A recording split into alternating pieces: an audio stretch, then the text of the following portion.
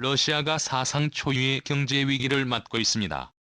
우크라이나 침공으로 루블화는 거의 휴지 조각이 돼버리고 말았고, 그로 말미암아 러시아의 증권시장 역시 사상 초유의 하락을 경험하고 있습니다. 이러한 상황에서 국제 금융가들과 글로벌 엘리트들은 어느 나라가 생존하게 될지, 어느 나라의 화폐가 중기축통화로 자리 잡게 할지 선별 작업이 진행되고 있어 충격을 줍니다. 올해 중순경 IMF 집행위원회에서는 특정 국가 화폐 SDI 특별인출권 편입에 관한 심사가 진행될 것으로 보이고 있습니다. 원래 5년에 한 번씩 하는 회의인데 세계적인 질병 사태로 미뤄져서 올해 겨우 개최하게 되는 것입니다. 그런데 이 회의에서 한국의 원화의 운명이 일본 엔화, 스위스 프랑 등과 유사한 기축통화로서의 가치를 지닌 화폐로 운명이 달라질 수 있을 것이라는 관측이 나옵니다. 속도전략TV를 보시고 좋아요 버튼과 댓글을 달아주시면 큰 부자가 되실 거예요.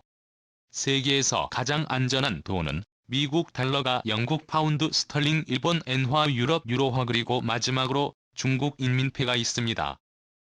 바로 이 통화들은 모두 IMF 국제통화기금의 특별인출권에 편입된 화폐들로서 사실상 금과 같은 안전자산으로 분류됩니다. IMF가 제시하는 편의 교권에는 수출 조건이 있습니다. 해당 국가에서 수출하는 규모가 어느 정도 되는지에 따라서 그 나라의 화폐를 SDI에 편입시킬 것이냐 여부를 결정합니다. 현재 SDI에 편입된 미국, 영국, 일본, 유럽연합, 중국을 제외하면 전 세계에서 1위의 수출 규모를 한국은 자랑하고 있는 상황입니다. 이 때문에 금년도 IMF ST 편입 심사에서 한국 원화가 포함될 가능성이 있다는 분석이 나오고 있습니다. 하지만 여기에는 국제금융자본과 집단 그리고 세계의 정치를 움직이는 글로벌리스트들 간의 정치적 상황에 따라서 해당 국가의 기축통화 가입 여부를 심사하게 됩니다. 그럼 상황이 어떻게 돌아가는지 살펴봅니다. 첫 번째, 중국 위안화 대출 가능성. SDR은 IMF의 준비자산으로서 SDR을 지정되려면 IMF 회원국의 투표가 필요합니다. 미국은 IMF 투표권의 16.5의 투표권을 행사할 수 있어서 워싱턴 정가의 견해로 SDR 편입 여부가 결정되게 됩니다. 1999년 유로화가 IMF 특별인출권 화폐에 포함된 이후로 2015년 중국의 위안화가 SDI에 편입됐습니다. 2000년대 이래로 중국은 미국 9.11 테러 사건 이후 미국이 주도하는 세계 질서에 매우 잘 협력해왔습니다. 서브프라임 사태 유럽발 금융위기도 잘 버티며 미국을 능가하는 경제대국으로 양험을 펼쳤습니다. 결국 중국은 일본의 GDP를 능가하는 세계 위의 GDP 국가가 돼버렸고, 중국의 끈질긴 워싱턴 정가의 불인 로비로 인해서 위안화는 IMF SDI 특별인출권 화폐로 편입됐습니다.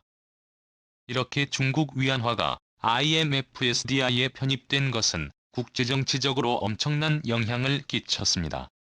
바로 아프리카가 중국의 식민지화가 됐기 때문입니다.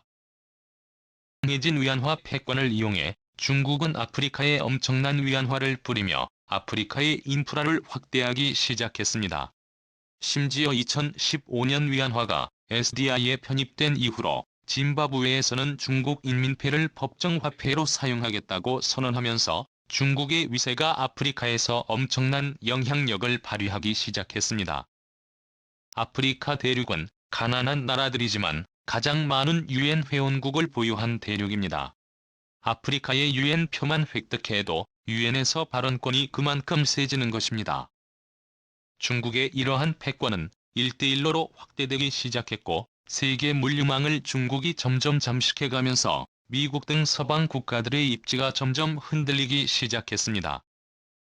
이 때문에 2017년도부터는 중국 위안화를 SDI에서 퇴출해야 한다는 엘리트들의 목소리가 높아지고 있습니다.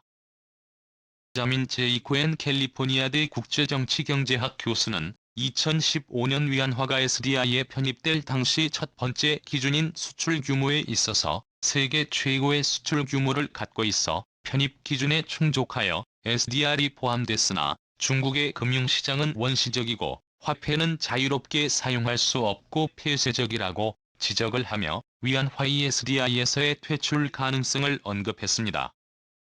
실제 워싱턴 정가에서도 중국을 환율 조작국으로 지정할 뿐 아니라 신장위구르 자치주 홍콩에서의 치명적인 인권 탄압 사태를 계기로 중국 금융시장에 대한 새로운 제재가 이루어질 가능성이 높아지는 상황입니다. 특히 일본 러시아의 우크라이나 침공 사태에서 중국만큼은 유독 러시아의 개방적인 상황이고 특히 러시아가 보유 중인 외환 중의 상당수가 인민폐로 밝혀지면서 중국의 인민폐가 자칫 세계상 세계대전을 방지하기 위해 만들어진 SDI의 목적과는 다르게 오히려 세계 3차 세계대전을 일으킬 수 있는 치명적인 정치적 단점이 있다는 지적이 나오고 있습니다. 이 때문에 위안화를 대신해서 한국의 원화가 거론되고 있는 것입니다. 두 번째, 2017년부터 달라진 한국 원화의 위상. 한국은 세계 5위의 수출대국이지만 국제금융에서 상당히 취약한 나라였습니다. IMF 구제금융체제를 겪으며 한국은 외환에 매우 민감한 나라가 됐습니다. 때문에 많은 나라들과 통화 스와프를 맺기 위해 노력했습니다. 하지만 한국의 브랜드 가치는 여전히 한국 전쟁 분단국과 언제라도 전쟁이 일어날지 모르는 나라라는 이미지 즉 코리아 디스카운트가 작동하고 있었습니다. 그런데 2017년도부터 상황이 급반전되기 시작합니다. 바로 캐나다가 한국과 한동안 만기가 없는 통화 스와프를 맺었기 때문입니다. 캐나다 중앙은행은 미국 달러화를 발행하는 연방준비제도와 한도와 만기가 없는 통화 스와프를 맺어 캐나다 달러는 사실상의 중기 축화폐처럼 여겨집니다. IMF에 캐나다 달러가 포함되어 있지는 않지만 캐나다는 영연방의 주요 회원국이자 미국 달러와 연동되는 화폐 시스템을 가지고 있어 금이나 달러와 같은 안전자산으로 분류됩니다. 때문에 한국은 캐나다와 통화 스와프 그것도 만기와 한도가 없는 스와프를 맺은 사건은 매우 충격적인 사건입니다. 일반적으로 통화 스와프는 경제력이 강한 나라가 약한 나라에 예속된다는 이미지가 있습니다. 하지만 캐나다는 한국과 별다른 역사적 분쟁이 없었고 인구의 규모도 캐나다가 한국보다 훨씬 작을 뿐 아니라 경제 규모도 한국과 캐나다는 거의 동일한 수준입니다. 때문에 한국의 원유 위상은 2017년도부터 크게 달라졌고 2017년도부터는 제3세계와 같이 불안한 나라가 아니라 캐나다와 같은 나라가 한국의 경제력을 보장을 해주는 튼튼한 경제력을 갖춘 나라가 된 것입니다. 때문에 많은 전문가들은 2017년을 한국 경제의 큰 기준점으로 잡기도 합니다. 당초 한국은 중국과 통화 스와프를 맺어 중국의 위안화 패권 속에 원화가 종속되는 상황이 만들어질 뻔했습니다. 하지만 캐나다와 통화 스와프를 맺은 것은 한국이 캐나다에 종속된다는 이미지가 전혀 없을 뿐 아니라 오히려 인민폐보다 더 강력한 금융적 우방관계를 만들어낼 수 있었습니다. 한국의 원화가 캐나다와 안정적인 통화 스와프를 맺은 상황에서 한국의 IMF SDI 편입은 매우 긍정적입니다. 특히 한국은 지난 IMF 구제금융 당시 해외에 진 빚을 갚기 위해 온 국민들이 금을 모아서 갚았던 사건은 세계 역사상 유례를 찾기 어려운 상황이고 채권 회수를 반드시 해내고야만은 유택의 금융자본의 시각에 있어서는 매우 감동적인 나라인 것입니다. 네, 한국의 SDI 편입은 한국 내 여론 조성과 특히 미국 워싱턴 정가를 설득할 만한 한국의 로비력이 있다면 금년도 한국의 SDI 편입 가능성은 매우 높을 것이라는 관측이 나옵니다. 세 번째, 원화가 통용되는 동남아와 동유럽 중 기축통화가 되려면 한국의 돈이 세계에서 널리 쓰여야 합니다. 물건을 사고 팔 때 원화로 결제가 이루어져야 합니다. 위안화가 축소될 자리를 한국이 메워야 하는 상황인데요. 현재 미국 등 전 세계는 공급관 다변화 정책이 화두인 상황입니다. 한국 역시 공급망을 다변화하기 위해서 중국에서 공장을 빼서 동남아시아와 동유럽 등지로 투자를 늘리고 있습니다.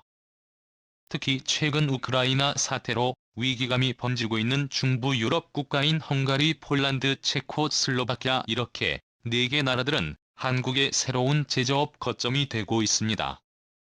현재 헝가리는 한국에게 마치 유럽의 베트남과 같은 나라가 되고 있습니다.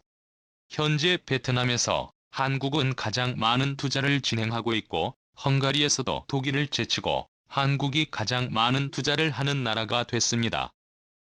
4차 산업혁명의 쌀인 배터리 화학 소재 등을 헝가리에서 생산해서 서유럽으로 수출하는 전략인 것입니다.